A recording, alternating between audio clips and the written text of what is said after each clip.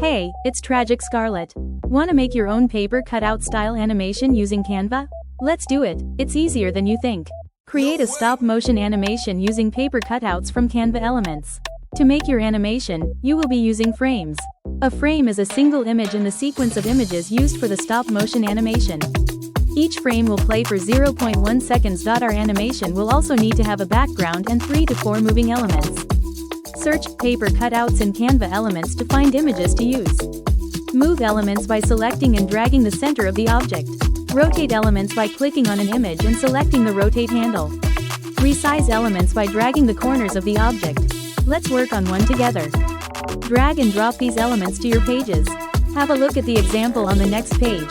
Right-click on the page and select Duplicate. This will copy your existing elements on the page. On the new page, slightly move your chosen objects to give an impression of movement. Move the swan to a new position by clicking and dragging. You may move it forward, or even backwards. Duplicate the page and move objects until it is time for you to use these icons and illustrations in your Canva presentation. You can also use the codes to search for more images in the Elements tab. Happy designing! Don't forget to delete this page before presenting, and that's it. Export your video and you've got a cute, paper cutout style animation ready to share. More creative tips coming, only here on Tragic Scarlet.